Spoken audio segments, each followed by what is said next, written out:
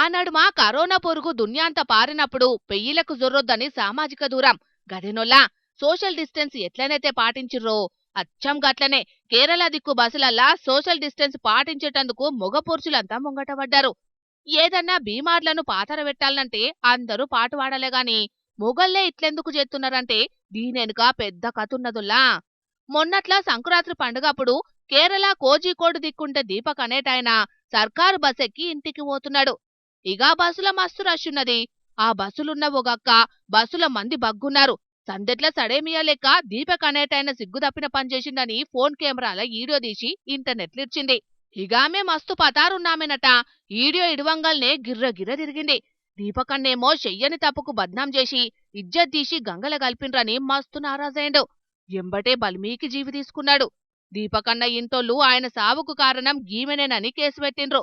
ఈ ముచ్చట దునియాంత తెల్వంగల్నే మొగ పురుషులకు ఫ్రీడమ్ లేకుండా పోతున్నదని మస్తు గరమైండ్రు. చాలామంది ఆడోళ్లు చట్టాలను అడ్డం పెట్టుకుని మొగళ్ళ ఉసురు ఉచ్చుకుంటున్నారని మహిళా లోకాన్ని నిలదీసిండ్రు అటు దిక్కు మొగళ్ళు.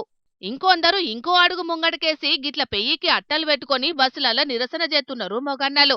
ఆడోళ్లకు ఉన్నట్టే మొగోళ్లకు సుతం కమిషన్ పెట్టాలే, సమాన హక్కులు కల్పియాలే, బస్సుల స్వేచ్ఛగా తిరగనియాలే, అవసరమైతే బస్సులల్లా మొగోళ్లకే స్పెషల్ బస్సులు పెట్టాలని సర్కార్ కంట్ల పడేటట్టు నిరసన చేస్తున్నారు.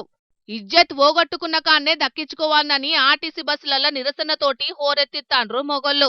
అట్టలు చుట్టుకొని మహిళక్కలకు తాకకుండా సోషల్ డిస్టెన్స్ పాటిస్తున్నామని దునియాకి చూపెడుతున్నారు. మరి ఈ దెబ్బతోనన్నా మొగన్నలకు కమిషన్ పెడతారో చూడాలే గాని ఆల్ ది బెస్ట్ అన్నలు. మీరైతే కమిషన్ వచ్చేదాకా అసలుకే తగ్గొద్దు మరి.